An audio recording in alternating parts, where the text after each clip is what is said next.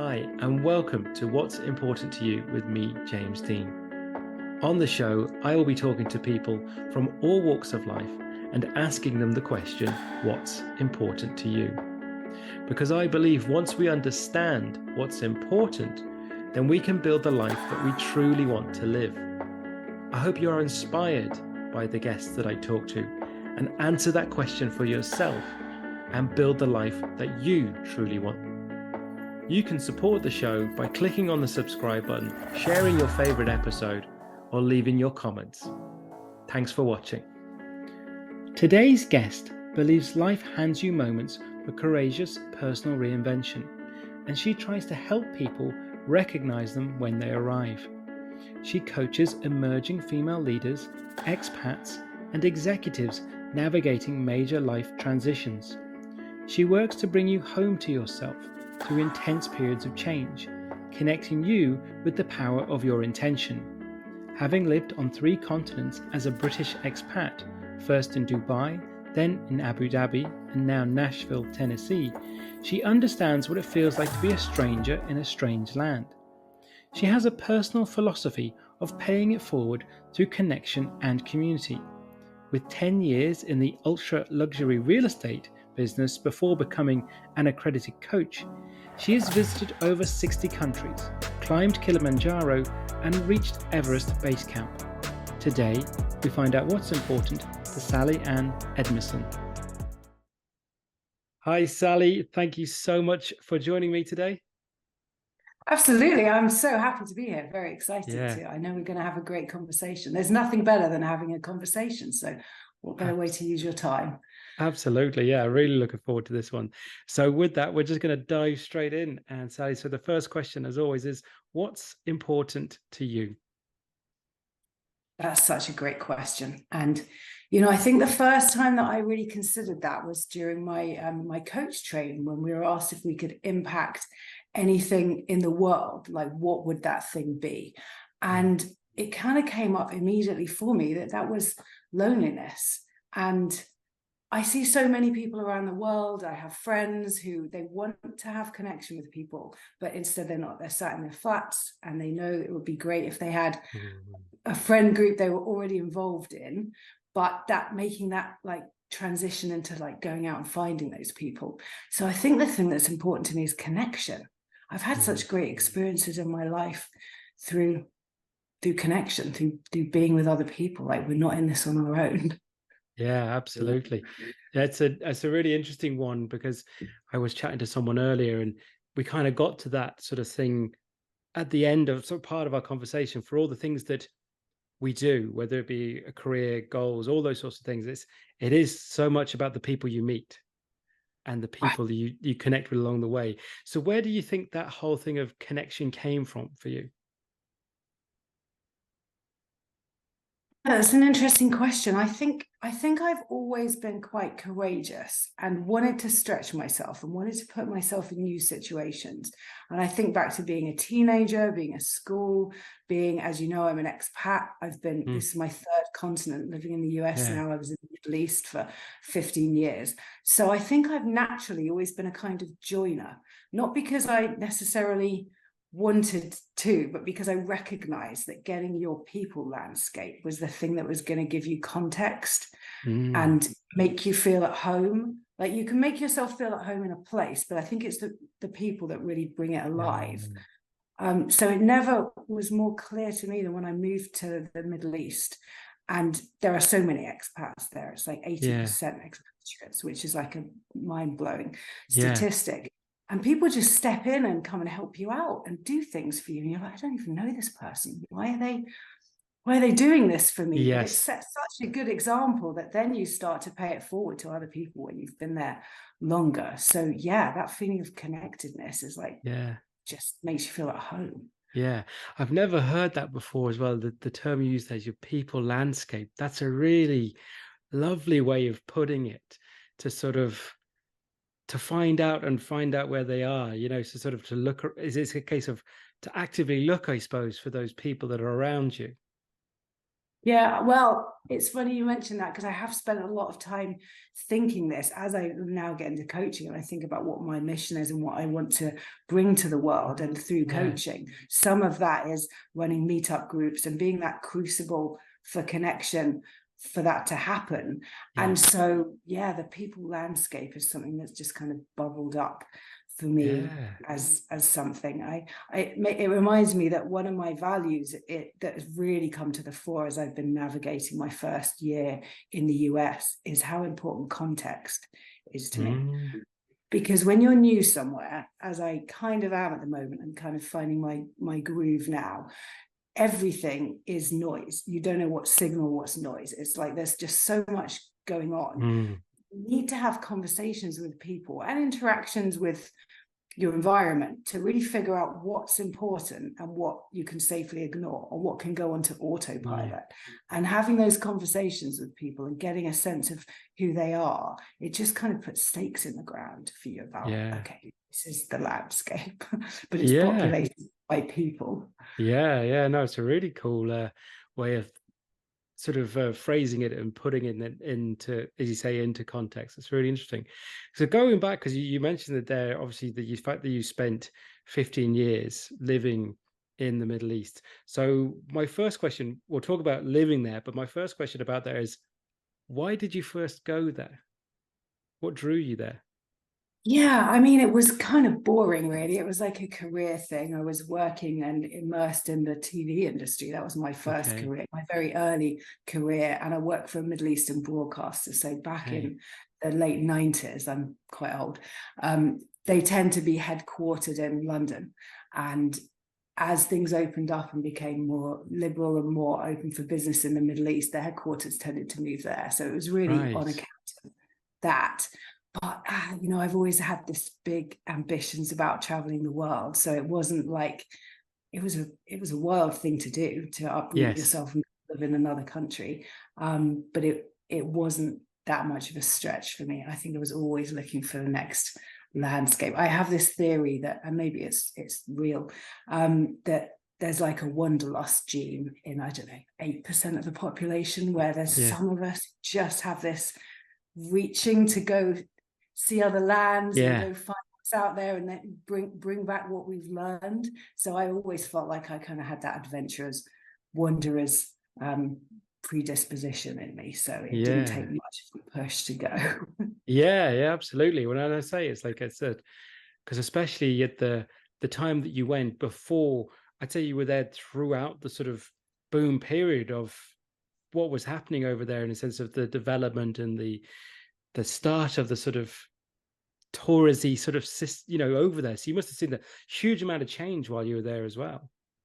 Oh, absolutely. So it's kind of end of 2007, 2008 that I got there. And then I just left at the beginning of last year, 2022. So yeah, last year was 3 continents, because I was in the UK for a few months before I got to the US. But yeah, I mean, a great deal changed. And then I changed my careers and I went into real estate. And so, and I was in Abu Dhabi when I first arrived, and then I moved to Dubai, and I was there for about 7 years, and then back to Abu Dhabi at the end. But that real estate boom for sure was happening, and I mean, we got to watch some incredible buildings go up. It was really an exciting place to be, because the structure of how business is organized in the Middle East is still evolving, and it's very much like being involved in a startup, where you just see what you can do. Oh, there's a gap in the market, we go and do this, and there's room for you. So it's very innovative, entrepreneurial kind of a vibe there. And I mean, again, talking about how important context is to me, being a realtor and getting to go in all the towers and going to people's homes and see, it was a really great way of getting an inside view of the landscape, who was living there, like what they're inside. It's not just the spectator, just seeing all the buildings. So I really loved getting to go and be in people's homes. I was going to say, because it obviously, like, it's interesting as well, because I love it when people talk to people that their sort of careers, in a sense of you starting in the sort of TV world, as where you were, and then what was the sort of, when you decided to sort of transition into the real estate, what was the sort of reasoning? Was there a sort of, had you done what you want to do in the TV world? Were you drawn to something else? What was the transition there? I feel like it kind of happened by accident. It's only Okay. later in my life that I've been starting to get more intentional. You Yes. maybe have accidental moves that where you just kind Yeah. of go where things pull you. But then on the other hand, like there is a line, a thread that goes Yeah. through my life that I now go, oh, I understand why I was attracted to that. Yeah. So goodness, I'm not really sure what drew me into real estate, but I definitely knew that I was interested in the aesthetics and kind of Yes. beautiful places and getting to understand that context and be involved. And I really enjoyed the transactional side and the sort of sales, guiding people through. And for sure, this is when I start to get more intentional in my life. That led me into coaching. Because when you're taking someone through a transaction, it doesn't matter if they're a billionaire, their home purchase, their residential purchase is going to be such a big proportion of their income. It's a statement to everybody else about how they've done in their life, where they've made it. It's where they get to host their friends. It's where their marriage plays out. It's where they bring their children up. There's so much that your home represents. And even in like a Freudian sense and Jungian in dreams, supposedly when we think about our home, it's actually ourself that we're exploring. Like if you go find there's some basement that you haven't looked in and you didn't realize this room in your house existed, like there's probably something there that's trying to come up for you. But yeah, the house is a metaphor for the self. So I felt like I was kind of coaching people through this transaction, which bring all of their emotions about who they are and what they wanted for their lives to the surface.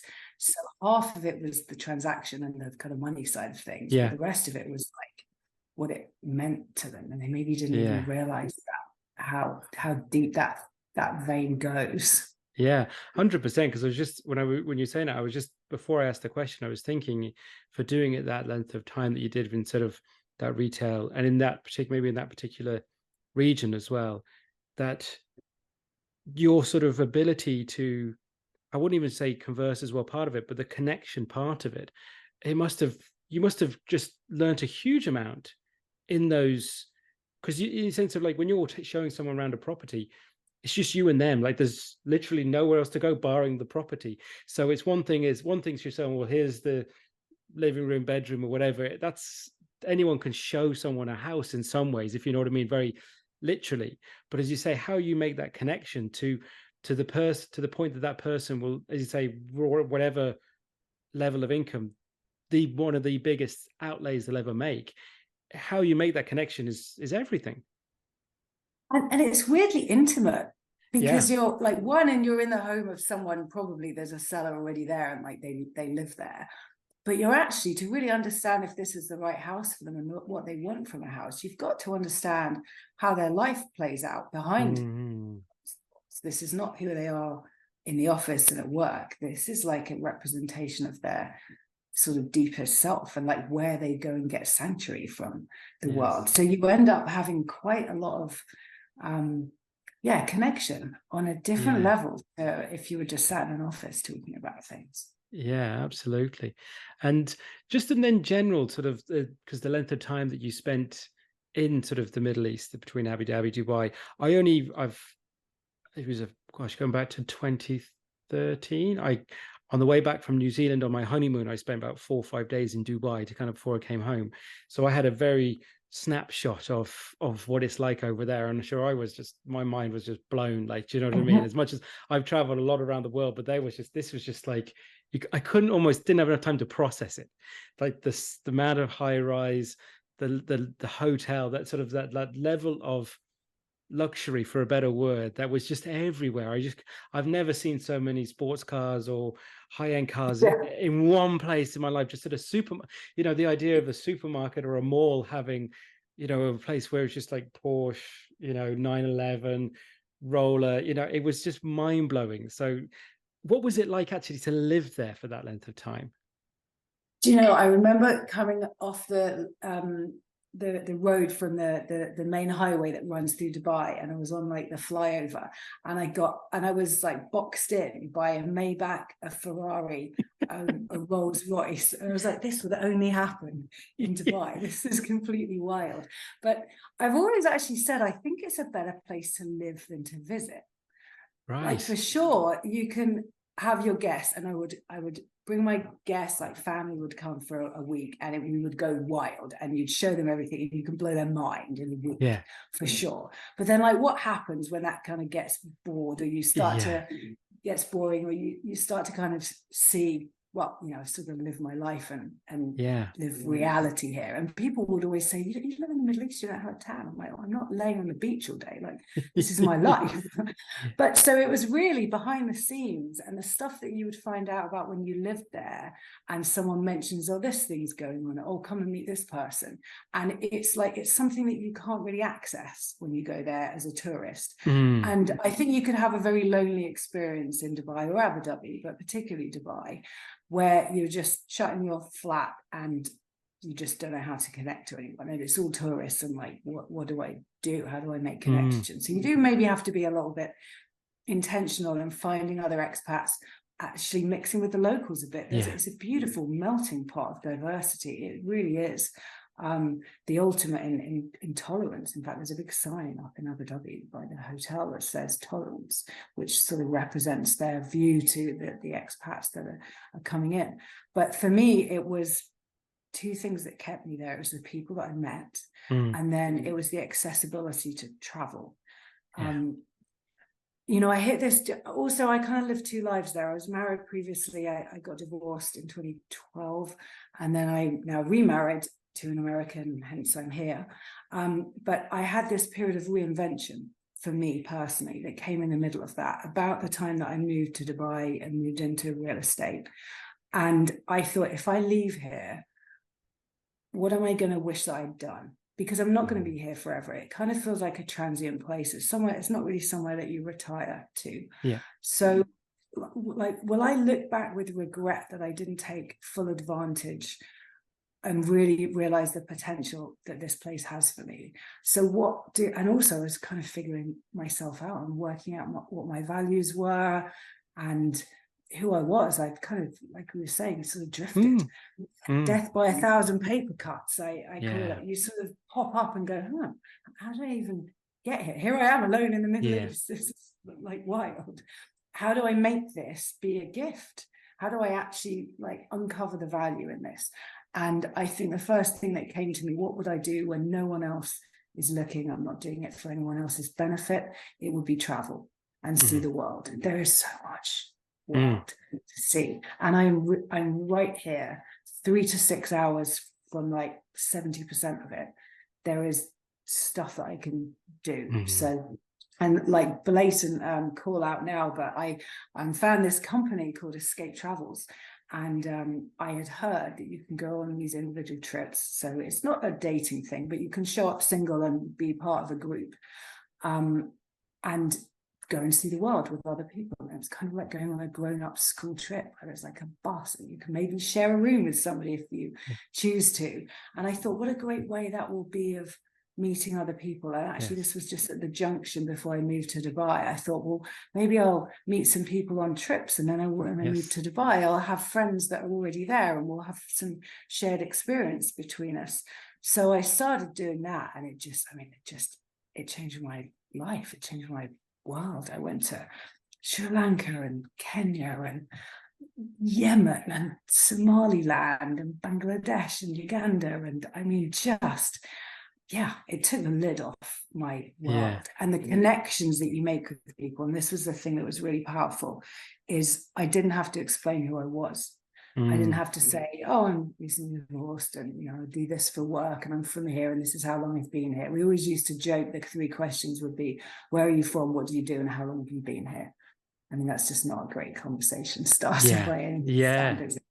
But when you're traveling the world and you're like watching this phenomenal sunset on a new vista, and there's exciting things to do tomorrow, and you've just had this really eye-opening experience of like whatever it is, camping or just seeing fantastical landscapes, you don't need to talk about these standard conversation starters. You're just present. And that was really what opened my heart up to the world and to other people. You make very intense friendships in very short periods of time. So that really defined the second half of my life in the Middle East and kept me there. Love it. Yeah, no, it's that sort of, again, that sort of theme of travel has really come up in a number of conversations I had with people recently. And it's, and I, because I've, it's one of those things that I've always had loved to do and continue want to do, to travel to different places. And it's that thing of the experience of other people, other cultures, if we want to call it the word, and other people, to see the difference. But then also when you are there for a certain length of time and you connect with those people, you see the differences, and then you see the complete similarities as well. And that's what I always find really interesting, to the point that there'll always be a point where you can find something where you will have that connection to, because there's something in the end we realize, we're so much more different than so much more the same than we are different. I find when you do that. No, fabulous. So was there any particular sort of trips or things when you were doing that travel thing that really kind of were the things that, there's almost like a before and after? Yeah, I mean, the one that really stands out to me is I climbed Kilimanjaro. We were a team of 15, I think 13 made it. 2 turned back after a day, and we're like, oh, we didn't think we realized what we'd signed up for here. Yeah. But yeah, Kilimanjaro. So I'm just thinking, when was that? Must have been 10 years ago.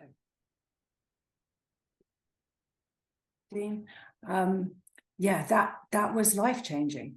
That was absolutely life-changing for me, because it was a bit scary. I didn't know if I was going to make it, because I didn't know how I would react to the altitude. So it's 5,898 meters high. And then a few years later, I did Everest Base Camp as well, which is almost the exact same height, you wouldn't believe. Wow.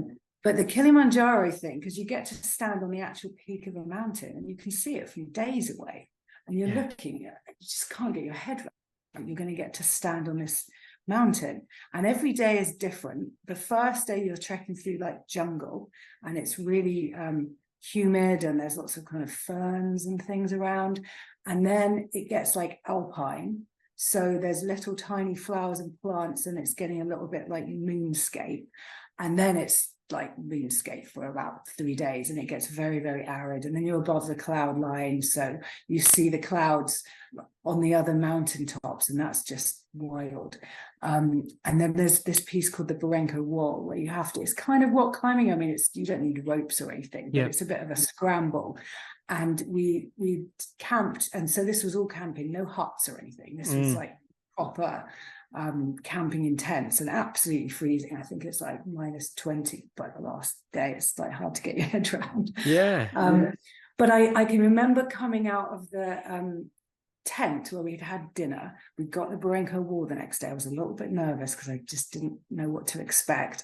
And it had gone dark in the time we'd been having dinner. It goes dark very quickly. And I looked up and we're above the clouds, and the sky, like you could see the Milky Way, like it was a Nat Geo photograph, and it just took my breath away. And I mean, I got emotional. I was like tears in my eyes, because it was so isolated, and you're so far from civilization. You've got no phone signal, and it's just a profound moment of you with the universe, but then also with these people that you're sharing that experience with. And so when you talk about like what's important to you, for me it's connection, but it's also a sense of awe. When you just realize how tiny you are on the planet, and that's what travel can do for you. You feel very much like I have this kind of visual of me, this tiny person stood in a spot on the planet. But the thing that brings that together is shared experience. I've always been really moved by it. It can be anything from a concert, or you're all cheering for your team, or you're all going through this thing together. And it's kind of when connection and awe sort of meet each other, and it's profound and moving and life-changing. So Kilimanjaro would be the one.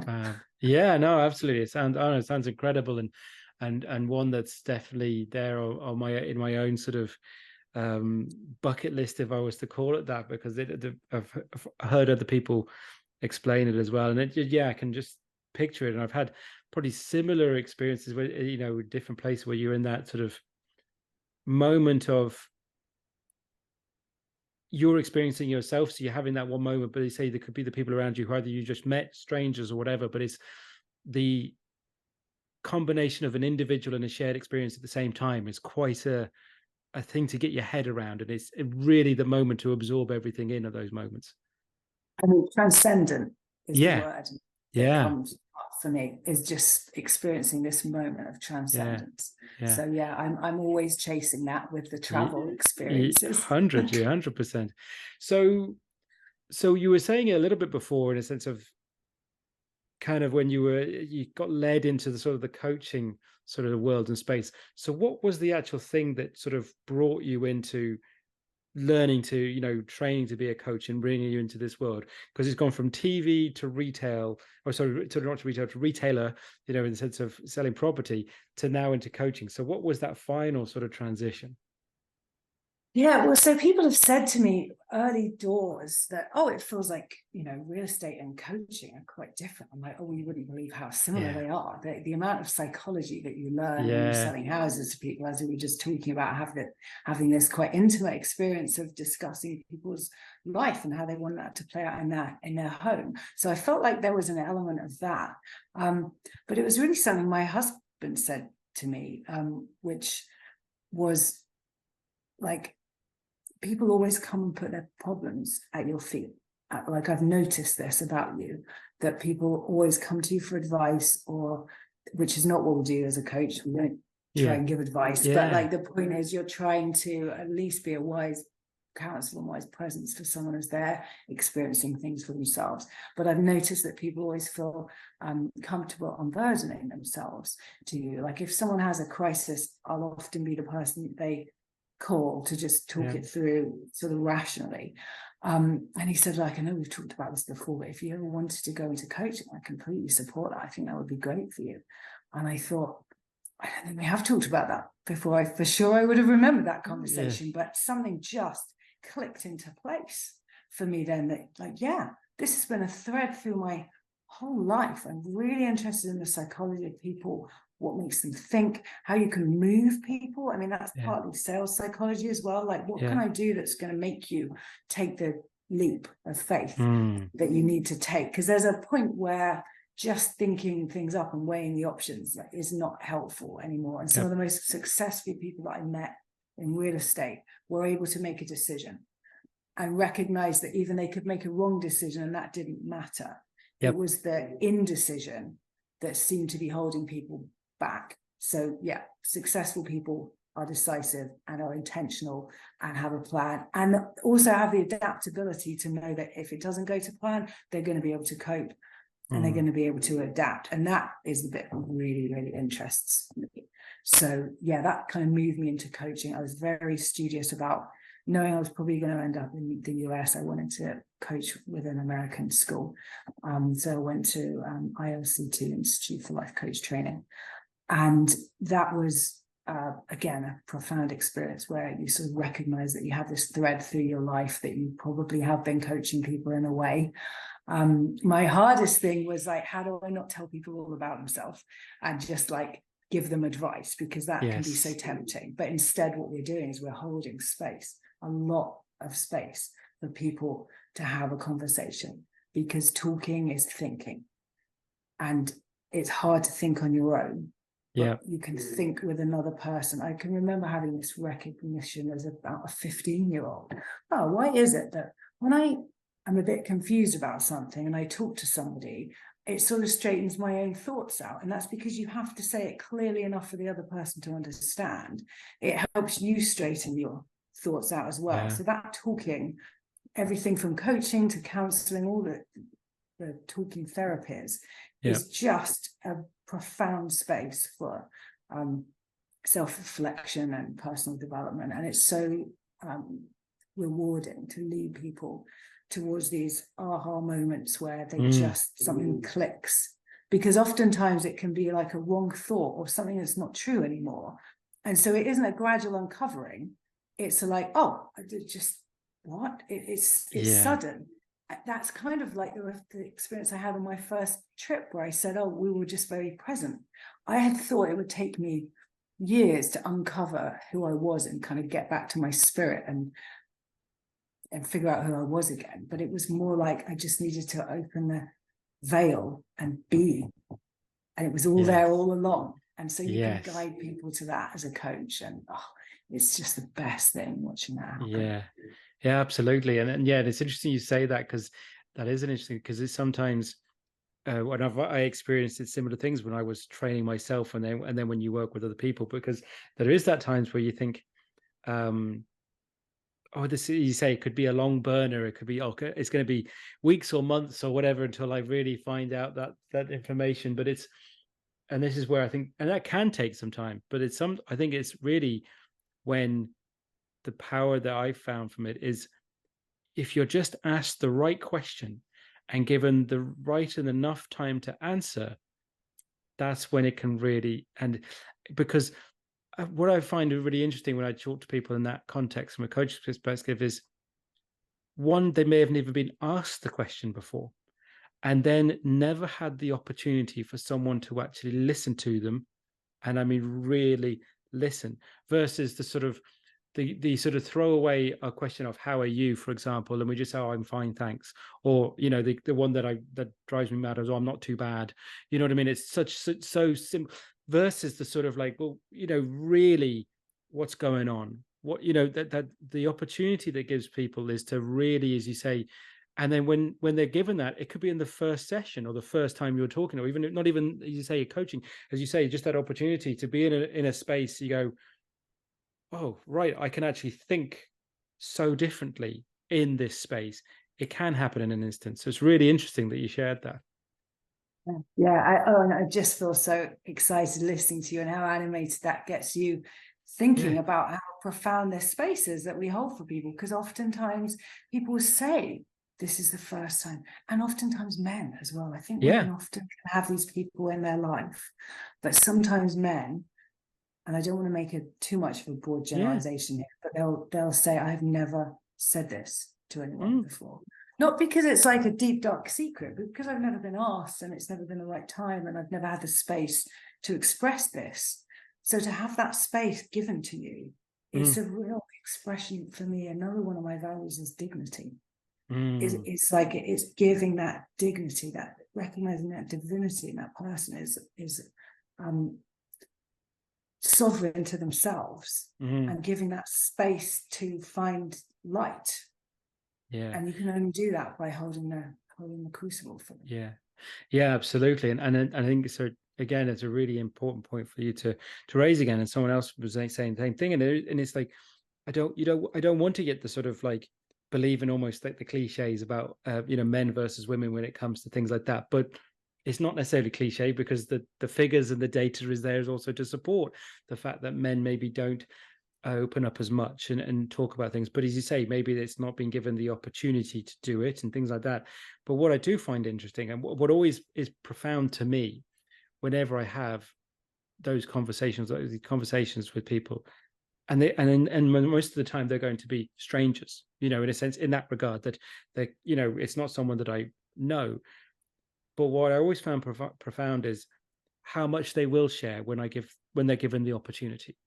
And it's still sometimes, I'm keeping present and keeping calm, but it's almost afterwards, the fact is like, oof, the fact that they, for willing, as you say, to tell things that could be extremely personal, or in a sense of a way they feel or have felt, or things that have experienced and happened, and to lead them to a point where they are.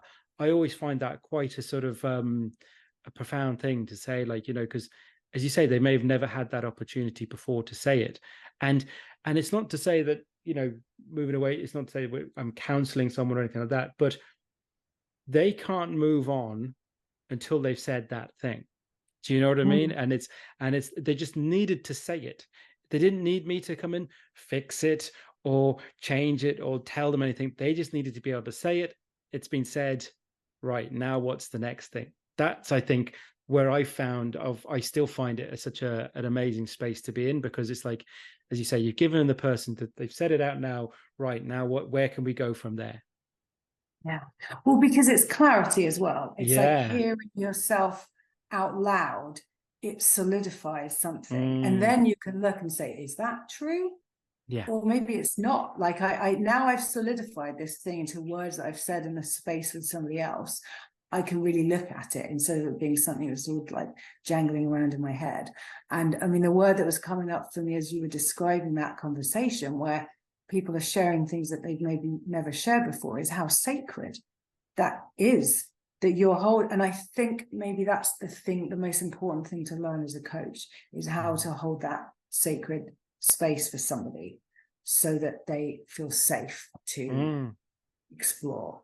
Yeah, 100%. To say and not be worried about feeling silly or saying something that's going to sound stupid. Yeah. So when you decided to sort of really go and explore it and sort of learn to be a coach and do your training, was there the intention behind it that this was something that you were like, I'm going to be a coach? Was that sort of in some sort of manner or form, was the intention there that you're going to become self-employed, a business on it? Was that the sort of path that you were going to be taking? Kind of, yes, but then the pandemic happened, and that just and then we all popped up 3 years later and went, oh, here I am. That was really the trajectory that I was headed on. So I started my training, and in fact, it's funny how the world comes together and things happen at the right moment. I got invited to join a mastermind at the same time that I was just beginning to investigate coaching schools and figure out what I wanted to do, and that really helped to hold me accountable, to say, well, I'm going to have done these, trial calls and done this investigation and made a commitment to a time that I'm going to start this. So that really helped. So working in a group with other, it was a mastermind of other women actually, really helped. And then kind of circle back later has become part of my journey, because I do quite a lot of group coaching as well. I think it's so therapeutic to have that space where people hear other people talking about the things that are challenging for them. But I think I'd thought, oh, I'll continue doing the real estate, I'll do some coaching on the side, and then I'll kind of gradually transition.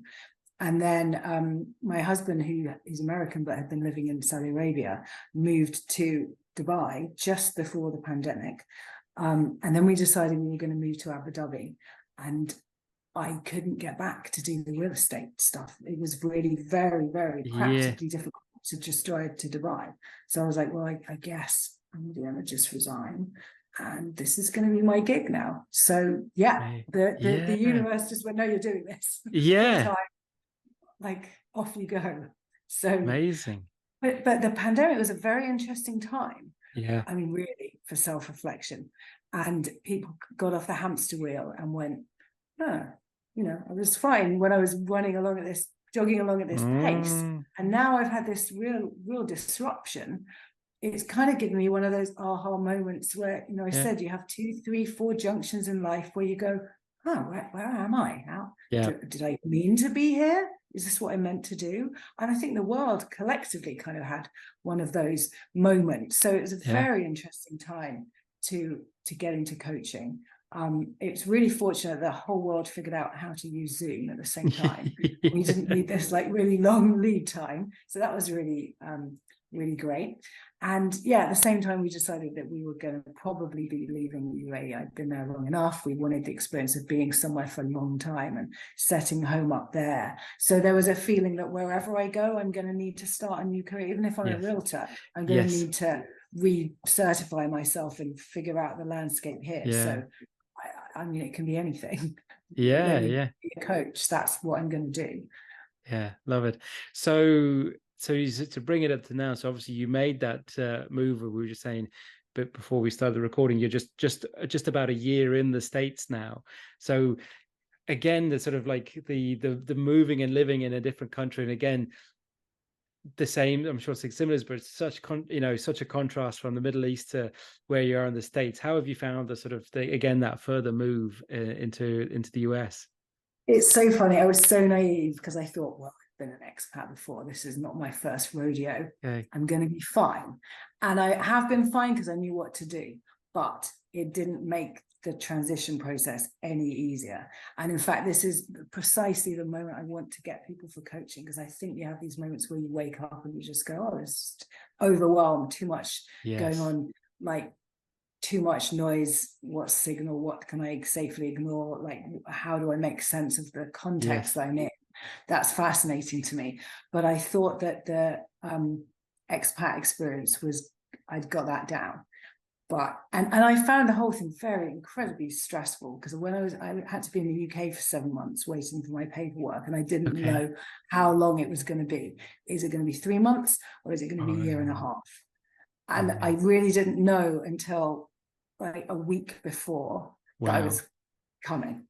And then I arrived, and you know, it was a wild experience. And my coach friends, because of course I'm coached as well, said, can you just really dig into this experience and use it as a reminder to you, a freshener of what your clients are feeling, that they are in the woods, they are navigating the uncertainty. Remind yourself, take in all the sights and sounds and smells and sensations and stress of how navigating uncertainty right now in your life, and bring that to enhance your coaching. So it was a very learning experience. And then again, it was new getting here to the US, and it was like I'd been holding my breath for all of that time, because I had the first 2-3 months where it was very exciting.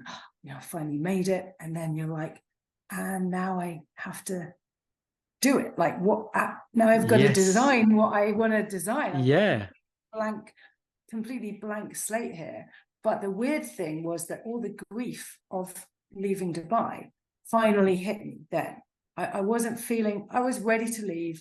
It was a wonderful feeling that it wasn't like I was running away from Dubai. I was going to a bigger, better experience that I had chosen for myself, that my husband and I decided we're going to make our life in Nashville. We love the city. We love the people. We did a lot of self-reflection on what it was that we wanted to be here. There's a big diverse mix of people. It's quite cosmopolitan, but there's also a lot of people that have lived here for a long time. It's a kind of big-ish, exciting city, but also you can know your neighbors and you can get involved in the community. So there was a sense of like getting here, and that's done. And then it was just that realization that life that I've left behind in Dubai, and all those friendships, and they remain in my life, and I stay in touch with people, but they're never going to put round for dinner on a Thursday night.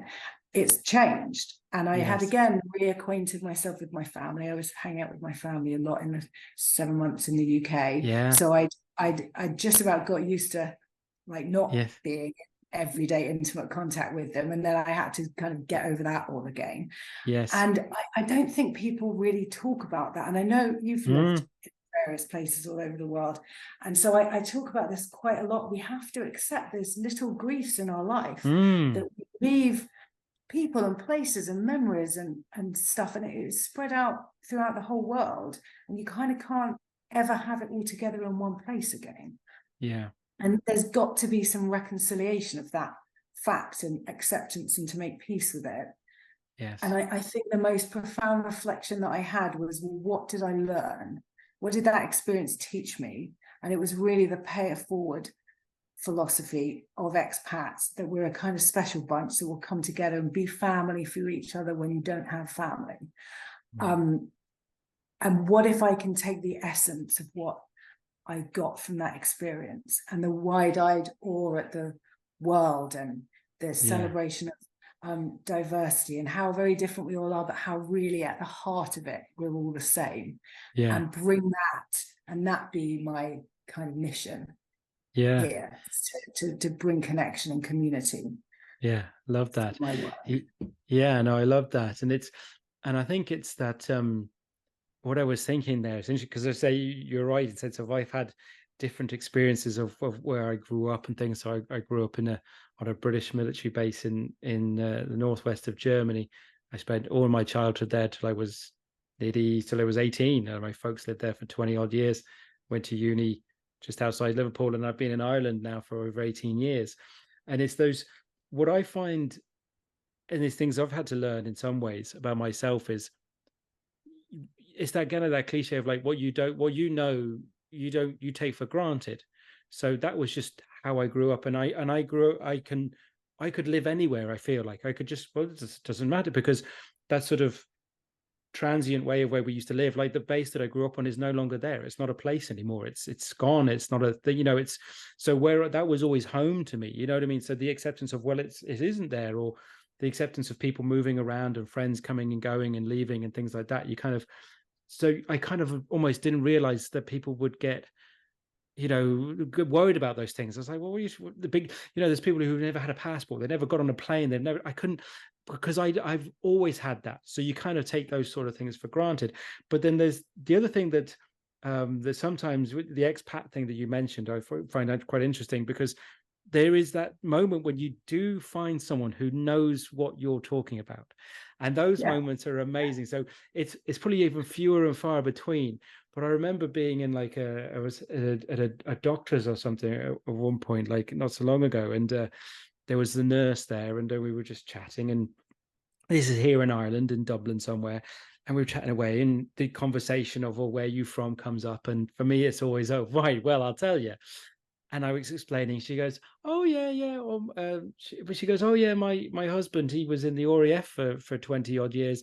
Oh yeah, I lived, we were based in that base in Brugge and whatever. And I was just like, my mind, because it was like, so I was able to have this conversation with this lady that she knew everything that I knew, and I knew everything that she knew, because we had. So when you do find, as you say, those people, it is to help them and connect with them, because it brings more out of them. So when you're sharing that story, sense of where you are now, to try and find those communities or those people who are, because you said at the beginning, that sort of loneliness thing, that you can, that you will be able to find those connections in someone, and then when you do find it, then they come out and they bring it out of them more. So I think it's lovely that you still try and do that now, because you will find those people that they're just looking for that connection. And there are so many people that you can potentially connect with. And I've always felt that people bring different things out of ourselves. I guess when I was younger, I was a lot more wearing a mask. I would just be this person in work, and I would be this person with my friends, and this person in my relationship. And I sort of don't deviate from the lines, because I'm not really sure of who I am. And I had this dream, I talk about it on my website. I had this dream when I was in my early 20s, that I walked into a room and everyone I'd ever known was in there, and I didn't know how to be. Because if I was this way with this person, these people would be like, who is that? Yes. And I mean, I guess I was having a bit of a personal crisis about owning myself and knowing who I was. And so the kind of phrase I've come up to describe the process that I have at Alchemy is, be a home to yourself. Because then you can go anywhere, and you can go get settled, and you can figure out the context. But when you can be a home to yourself, you're like a sort of turtle carrying on your back, like who you are and your sense of groundedness, then you can plant yourself anywhere. And that's even helpful if you're not planning on moving, just having a sense of who you are and what your values are, because then that tells you, when I don't know what to do, if I'm someone that values trust and loyalty, or adventure, or freedom, or dignity, and I'm in this new situation, I'm navigating uncertainty, I've never encountered this before, but I'm a person that honors dignity in others. So what does a person with that value do? And it kind of tells you how to be, so that you can remain congruent with yourself, and you can have that feeling of integrity. Because it's when we're behaving out of alignment with our values that it feels icky and things feel off. So I think having that self-knowledge shows you how to be, and kind of gives you a shortcut to sort of heuristics on, well, then if I don't know what to do, I kind of do know what to do, because I know who I am. And someone like that would do this, even if it's a stretch. Yeah, no, absolutely. And it's, I'm really glad you mentioned that piece, because it's that whole thing of being myself is such a big thing that keeps coming up again in conversation with people, and that ability. Because I would have, in some ways, a similar thing towards, especially towards the end of the previous career that I had, I would have had those moments of, like, I've said this to someone recently as well, the way I could describe it at some points I suppose more in the middle of my career in the life assurance industry, was where I worked before, was I was almost acting. I was playing a role when I would turn up and do it. And I was successful. You could argue it. I did very well, and I could have carried on to have a very successful career in that place. But it's almost like when you're having to do it so much, to convince yourself, like, do you know what I mean? That you're kind of like, well, actually, I was like, I didn't, if I trained to be an actor, then this would have been great, but I wasn't, you know what I mean? And you kind of go, well, actually, in the end, you realize, well, I'm just pretending. And on the side, then there's like, I'm then reading all this stuff about personal development and all this sort of stuff. And I'm like, and it's almost like, well, I'm hiding this stuff away that's really, really interesting. And the stuff that I really don't care that much about, I'm putting all this effort into it. And then you kind of like, oh, well, actually, maybe if I brought them together, put the effort into something that I really like or enjoy, then you'll get to know who you really are, as you say. But it takes that sort of, you got to make those, you say, comes back to what you said earlier about the decision to do it and the whole thing of intention. So that's, so I can kind of understand what you mean by that, in the sense of like, when you're trying to bring people to be who they are, that's where it comes about for me. You mentioned there the word was it alchemy? Is that what you, is that your program that you do? Company, Alchemy Life Coaching. So yeah, there's a lot of depth to that word. I mean, I'm not a great expert on alchemy, but there's the kind of mythical turning base metal into gold. I use the metaphor of a crucible a lot. In fact, the newsletter that I just launched is called Crucible, because I feel like that's where, crucible can be a difficult experience, but that's often what shapes us when we're sort of fired and turned into gold and sort of melted down and reconstituted. Like, it doesn't need to be quite that dramatic with life coaching, but like that feeling of a transformational experience where you start with something and then you transmute it into something deeply valuable, like that process. And I think it's quite heavily entangled with Jungian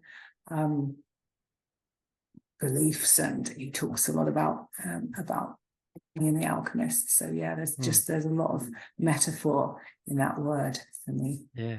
So because in sense of what you're doing now as a coach, who is it that do you think, from when you're now at the moment as a coach, who are the most important people to you that you want to work with at the moment?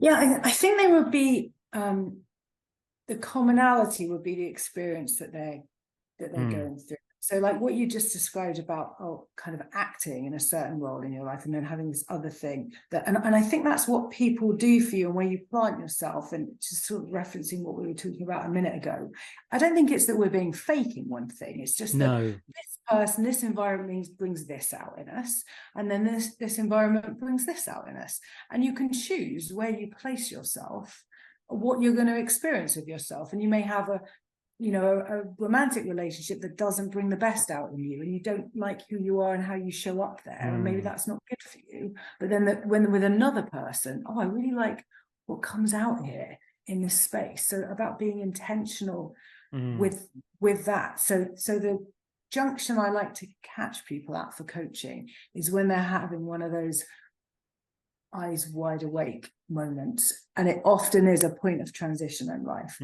It could be you just got divorced and you've sort of healed a bit, but then you're aware that you've got this blank slate, and you kind of have an opportunity to reinvent yourself, or to pick a new path with intention, or just put your head down and go about as you were, but you've maybe missed a junction for some reinvention. I always like to think of my spirit animal as the phoenix rising from the ashes. Right, you have a phoenix moment, opportunity at that junction. Also, if you've just relocated, because you can show up and be who you are now. You don't need to be weighed down by the stories of the past, or sometimes other people. I mean, I deeply believe that we can influence relationships we have with other people just by us showing up differently, but it can be harder. This is why when you go back to your parents for the weekend and you're like, who's that person? It was like teenage me just came back, because you have these grooves that you've got into. It can be more freeing and easy to reinvent yourself when you're in a completely new environment, and it kind of demands that of you. So it might be relocation, or an expatriation, or a big promotion, again, landscape, divorce, that moment of transition in life where you sort of recognize that there's an opportunity. If you double down on this, you can be more intentional about how this plays out. Or it can be midlife. I think sometimes, like the midlife crisis, if that happens at 30 or 55 is a thing. And I Yeah. think it's when we've got enough experience and mastery in life that we don't have to just have life coming at us all the time, everything all at once, and you go, maybe I've got a little bit of space and room to move here. I can start thinking ahead, a few moves ahead, rather than just reacting to life happening at me. And that can be, and I think that's all a crisis is. It's just like, oh, I have an opportunity to recalibrate here. Because I've got a bit of capacity, that the world is making a little bit more sense to me. Maybe I've got more power to move things than I thought I had. And that can be scary. What's that quote about? Like, it's not how, I'm going to butcher the quote, but like, it's not how powerless we are, but how powerful we are that scares us. Yeah, no, absolutely. No, you're absolutely right. And I suppose then the thing I sort of love to ask on the thing on top of that, in a sense of, one is that you trained as a coach, qualified, wanted to coach people. There's an element though, as well as, and you kind of said it a bit from when you were in Dubai, learning a bit, that sort of entrepreneurial sort of perspective, then you add that into what you're doing as well, essentially going out, essentially setting up your own business as well. So, what's the experience been so far? Because people who listen to this might be going through something similar, in a sense of, or maybe they, maybe do something for myself. What's been your experience so far of like being a business person? Yeah, that's a great question. I mean, it's the ultimate alchemy, right? It's like turning nothing into something. 100%. And we have the responsibility for precisely that. So I think with any business, and I did for a brief time that I didn't mention, I had a retail store in Windsor in the UK for about 8 years as well. So I had a little bit of experience in bookkeeping and stuff, at least. I think when you're a realtor, you're kind of responsible for your own business. But having a coaching business is absolutely free reign. You get to decide what it is that you want to do. But with any entrepreneurial endeavor, there's two pieces to it. There's the thing that you do, so the coaching and the packages that you offer, and like how you present that to people and what the product, as it were, is.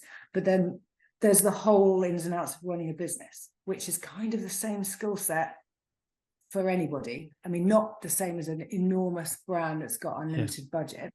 This is very much a high touch industry. It's built on trust.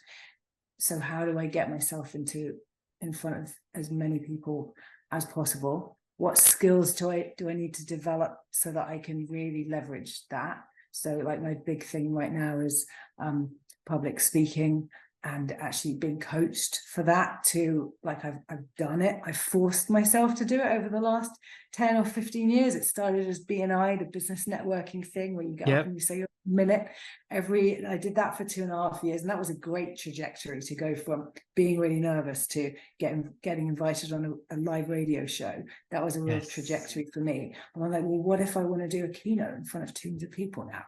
Well, I need to polish myself. So you always have this chance to reinvent yourself and be like, where do I want to go? What skills do I need to hone to really make that happen? So it's a personal development exercise in its own right. But again, it has to be very intentional. I don't think you can accidentally make a thriving business in anything. It really does take intention. And the other thing is with shining object syndrome, we want to do all the things. And there's so much noise at all the things that you can do, but you need to pick what you're going to focus on, because we can only do one thing at a time.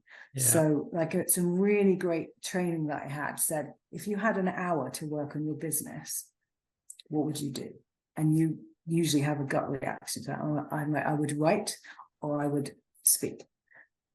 Or be in conversation, not so much speak as present, teach, but be in conversation with people. Okay, well then they're my things. They're the go-to surfing, ease and flow things that can be the way that I develop my business. It doesn't have to be, publishing ads or doing one of 15 other things that it could be, because that's not my strength. And this is something you learn with Gallup Strengths Finder, the Clifton Strengths, is if we lean into the things that are our strengths, we can have an exponential effect on how powerful they are in the world. We often think, oh, I need to work on my weaknesses. But your weaknesses, like your bottom 10 on Strengths Finder, are like hieroglyphics to you. That, like, fine, if you are struggling with reliability and it's impacting your life because you're not showing up on time for meetings, then like, fine. How can you kind of hack that so that you do whatever you use your other strengths to overcome something that might be weakening you? But you know, save that. What can I lean into that is just like breathing to me? I don't recognize that I'm particularly good at it because it's so much like breathing to me. It's just, I mean, you said before about the traveling. Oh, that's just normal. I don't recognize for some people.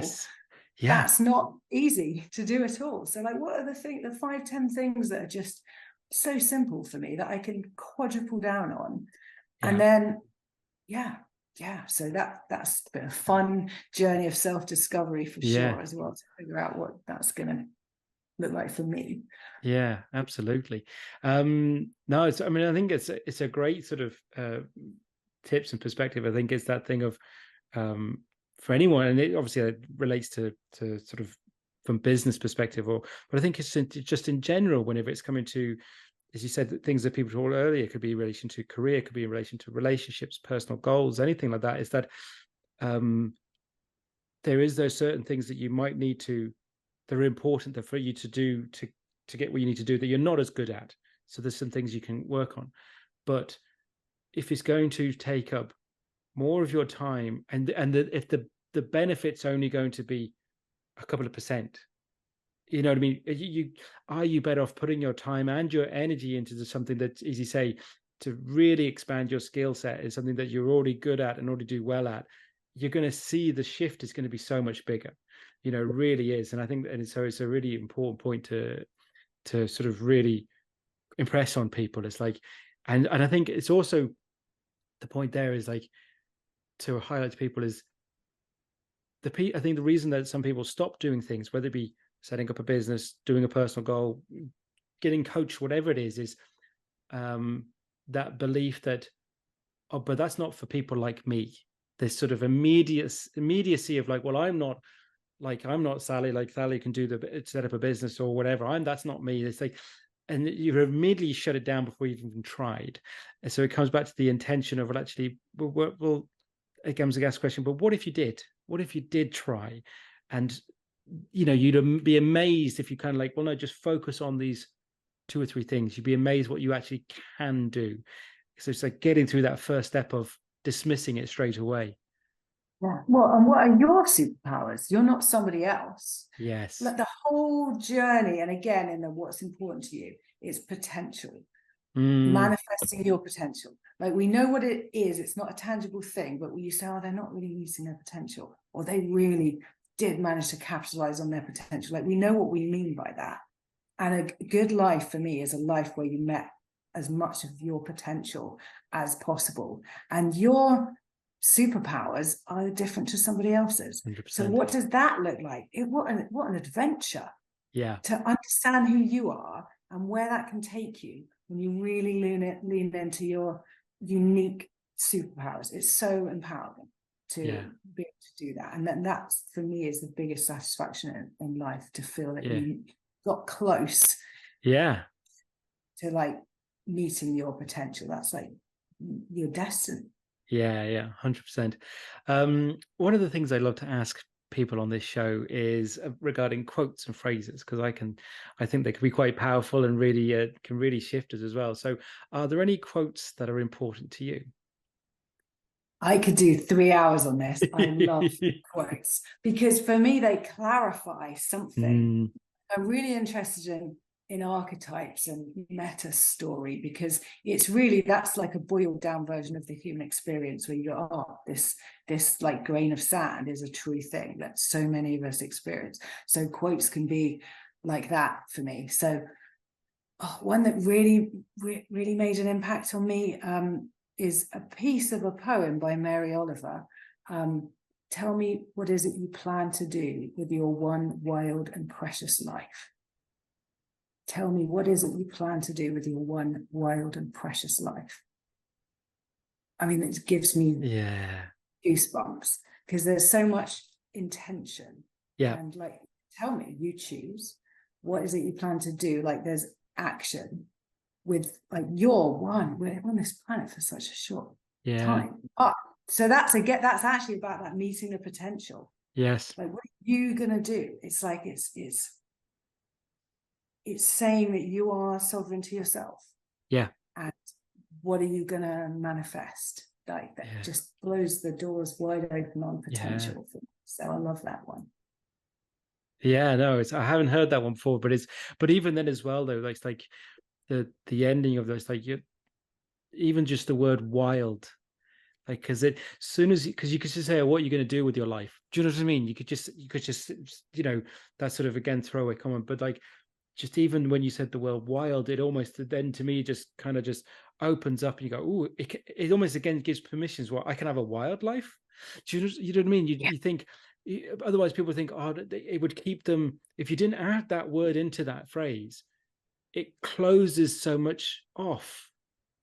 By just adding that words in there, it kind of allows people to think wider and wild. It really does. Like, you think, oh God, I can actually think that way.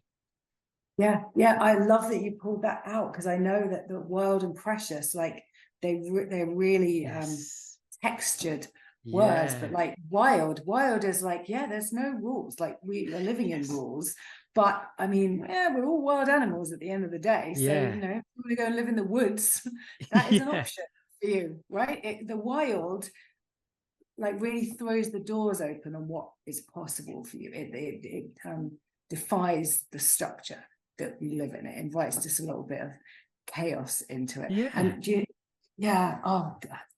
so many thoughts. But talking about the, like, touching chaos is, I don't know if you've ever seen it, the Flammarion engraving. It's a medieval painting of a man who looks like a monk or something, and is in the sphere of the earth, of everything known, but he's reaching outside of the dome into the stars.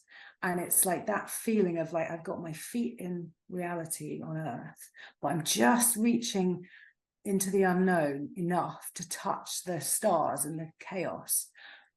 That's just that's the right place to be, right? Humans are designed to be stretched, and it kind of brought that image up for me. Talking about the wilderness. Yeah, absolutely. Well, because I think, as well as the even just really thinking about what that line you just gave me there, because it's like, and then when you add that line, or that phrase in there of, like, a wild and precious life, to then the word that you said earlier on, which is context, because then I think this is when people can kind of go back into the sort of the shell, or the think of, I'll stay where I am, because you think, but like, wild is, as you say, going back, it's the individual's wildness. So to one person, they say that wildness would be like, well, I'm going to go climb Kilimanjaro, I'm going to go to Everest Base Camp, I'm going to travel the world with just a backpack, or I'm going to go for that job, or whatever it is. But the wildness for someone else might be, you know what, I'm just going to do something slightly differently, more local. It doesn't have to. I think people think, oh, but if it's not grandioso, then what's the point in doing it? And you're missing the point. It's the context is the context of you, and what is your wildness. Because the thing is as well, and I was chatting about this with someone else, is like, once you do something that you think is quote unquote wild once, you will then try find other things, and you will keep going and keep going, and you never shrink back. Exactly.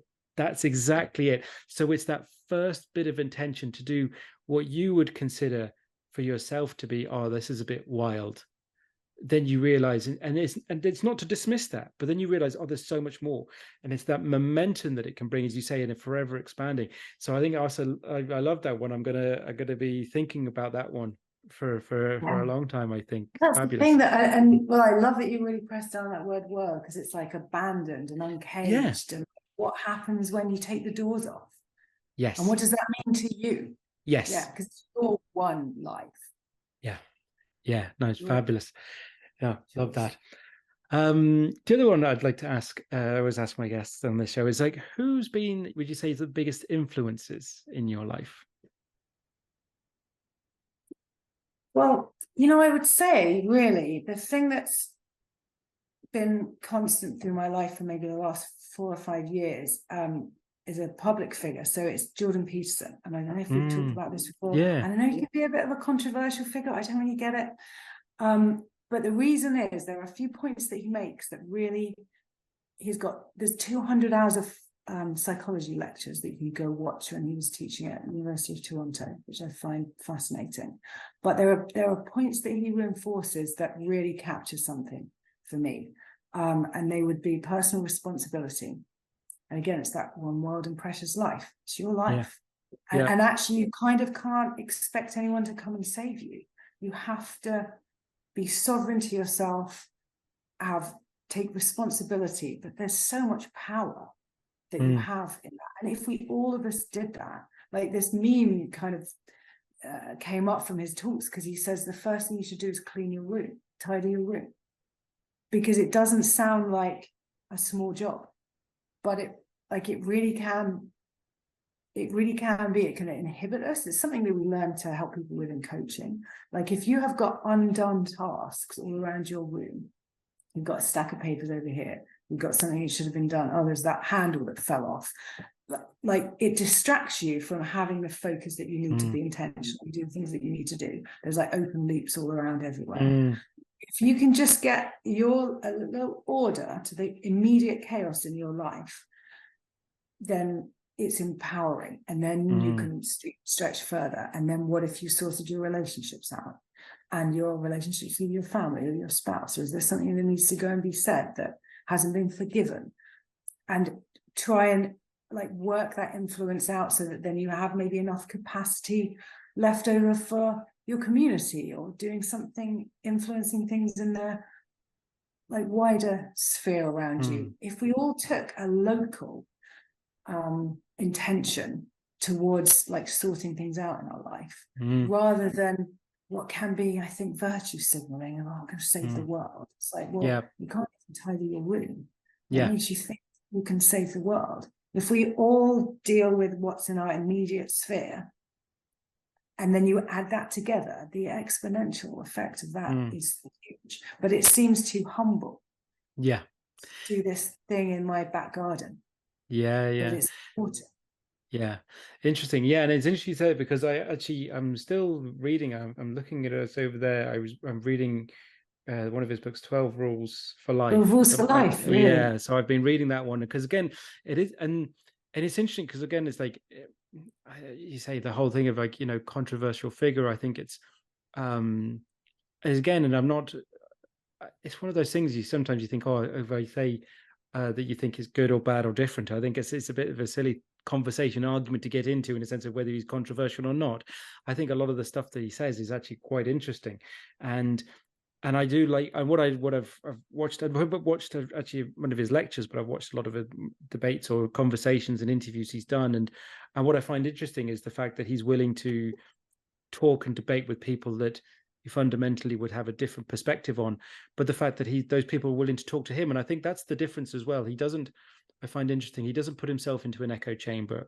He does debate and talk and interest, you know, and I find that interesting. But it's that thing again from reading his book, that first part of it, because I was just intrigued. I was like, well, I want to know, what is this about, like, versus trying to take my opinion being influenced by other things. You know, I wanted to set my own opinion or such, or just find it. And what I found is really interesting is the book is, I wasn't expecting so much is the amount of influence from biblical stories in that book, in a sense, but it's, which is funny, really. And then when you kind of, so it took me a lot of back to sort of like sort of my sort of childhood, you know, going through being raised, you know, Roman Catholic, and going to sort of Sunday school type things, and the sort of stories that we would have been. So it was taking me quite a lot back into that sort of stuff, and then bringing it into a modern context, which I thought it was very sort of interesting. So I'm still reading it, and I think one thing I think from any sort of person of influence or person who maybe in the public eye is like, again, the thing is that there's always something to learn. But if you, my opinion was like, if you can immediately close yourself off to, no, that person is this, so I'm just going to ignore every single thing that they say, then you're missing out potentially on something, an opportunity to learn. And the points that you just raised, that whole thing of personal responsibility, that has probably been one of the biggest shifts that I've experienced. It really is like, no, I'm completely, and I think, I don't know if it was Jordan or other people who've said similar things, like once you can completely accept where you are in your life right now, regardless of what's happened in the past, whether it be schooling, parenting, whatever, where I am right now is my full responsibility. Everything changes. Because you can take any action. When we accept it's our responsibility, it also means from then on it's your responsibility if you fail or not. And like the most difficult mindset I find to talk with, to coach with, is the victim mindset. Like I understand why it happens. I have complete empathy with people that get tangled up into that. But when you can't see even a little bit of influence that you can have, it might be tidying your desk, and take that first step. That is when you start to like empower yourself in your life. So that for me, he completely illuminates that. The other element of what he talks about, and so it's interesting you talk about the stories, but one thing is the talking is thinking, and how important free speech and public discourse is. Like something that used to be fascinating to me when I was living in London.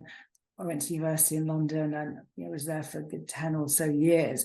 And I used to go along to, kind of in the age just before TED Talks happened, go along to public lectures and go along and listen to someone talking for 2 hours. I think this is the reason that I want to be able to contribute my thoughts and my experience, like maybe not in that capacity, but that's something that is like, it's all part of the same thread for me. But that public discourse, and it's a great European tradition. It's something that has been really interesting to get the difference in understanding and the way that the American culture is grounded and the European culture is grounded, and then there's whole different conversations going on in the Middle East, that context again. But I think that deep public discourse tradition, especially in Europe, of like philosophy and psychology and talking about things.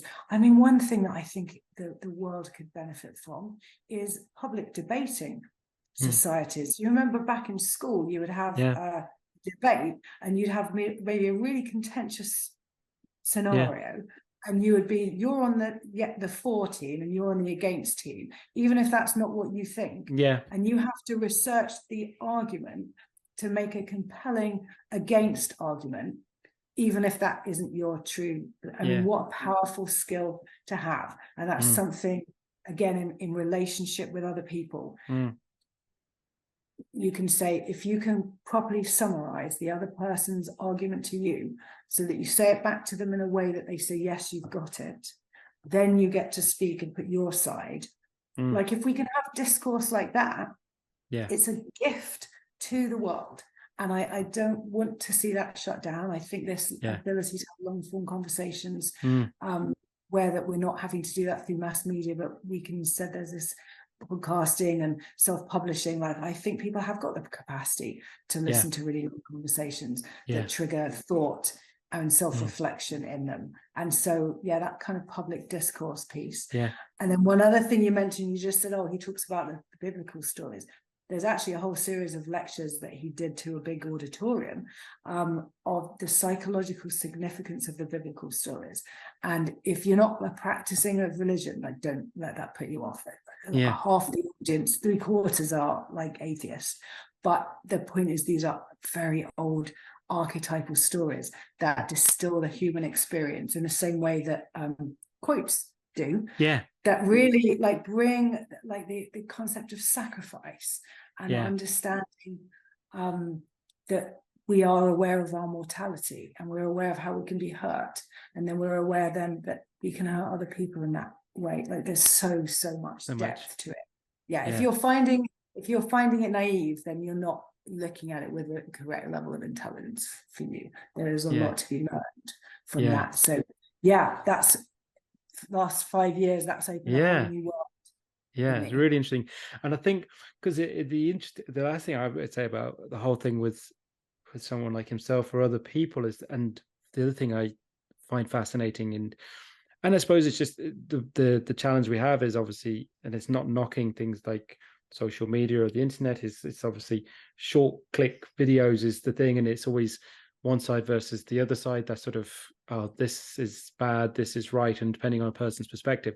But the missing is what of the public, you said about public discourse, but it's also that whole thing of the phrase of cognitive dissidence.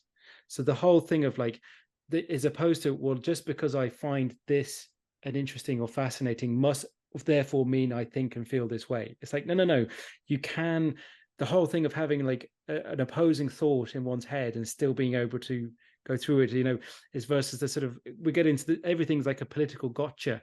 Oh no, because of X must mean you like Y, or because you like Y you can't like B, and you kind of like, no, you're missing the point. It's like nothing is as binary as that. Nothing is as simple as that, because we're far too complicated to be just structured in that way. So that's why I say it's like finding conversation and long form much more interesting, because it's not just but we're not just making that this instant decision, and okay, because that's that, because if I say I like this, that means suddenly then I'm like that, and it's like that. It's not as simple as that. And as you say, that's where again comes back to that word that's come out through this conversation, is the whole thing of context again, and people understand, well, what does context actually mean, and we're in the moment or whatever that is. So yeah, no, I think I can understand hugely why he's had such a influence over the last number of years, and he's one that I'm still looking to explore myself 100%. Yeah, well, that's sort of like shortcut to subscribing to an ideology and being like, this, you're like this, so believe all of this. It's kind of lazy when you don't do the work and you don't self-reflect and you don't understand that. I can remember someone 30 years ago criticizing me and saying like, you don't ever have an opinion on something. Like, you can think this, and then someone tells you something and you think that, and I thought, oh, is that bad? Should I have decided what I think? Oh, is there something wrong with me? I now reflect on that and I'm like, yes, growth mindset, like open to learning, have a conversation with me. Who on earth am I to think I know everything about a thing? I might have like a vague idea of something or of who somebody is, and I would just be like, well, I put these markers in and I think they're indicators of something, but tell me more, fill out the context, and then I will decide if I need to have an opinion or what I need to do next. But certainly not, oh, you tell me this like 3-line, like top line soundbite. The world is made of sound bites now, and then now I know what I think.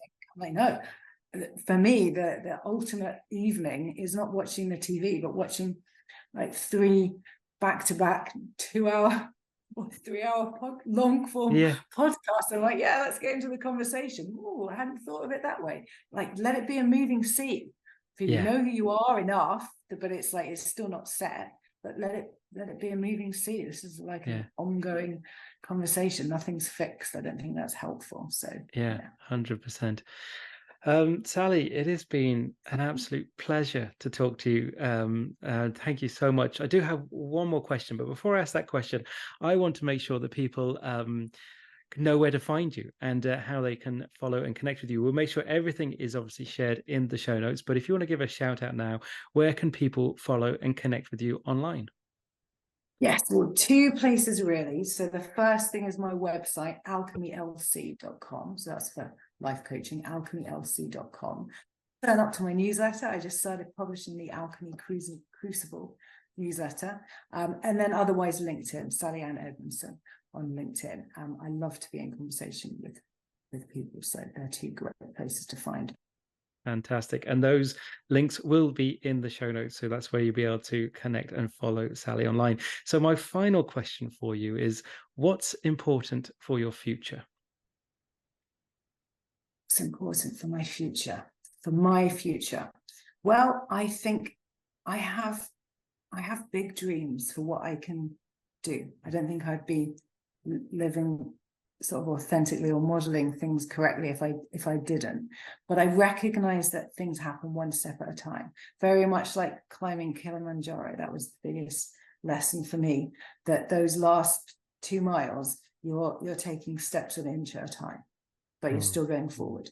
And in like 6 days, you look back and you climbed a mountain. That's how things happen. So focus and incremental steps is, for me personally, but in the bigger context, the meta view, it's, and it surprises me to say this because I didn't think this was me, but it's about service. Like I have something from life that I've learned on the way. And if there are things that I can do to encourage you and yourself, if I can, you know, hold these meetups and group coaching in my home. We've given over an area of our home so that we can have local community meetings, and you can have host people, and we can have dinner parties and mix people up. It's about kind of service and hospitality and being that crucible. Being that crucible for people. I understand how much I can help to facilitate connection for others, and that's at the heart of what is important to me. Love it. As I said, Sally, it's been an absolute pleasure. Thank you again so much for chatting to me today. Thank you. Thank you for watching or listening to this episode. I really hope you enjoyed the conversation. To support the show, please subscribe on your favorite platform, share your favorite episode, get involved with your comments, and give the show a rating. If you want to learn more about what I do, you can follow me at James Dean Coaching on Facebook and Instagram, connect with me on LinkedIn, or check out my website, jamesdeancoaching.com.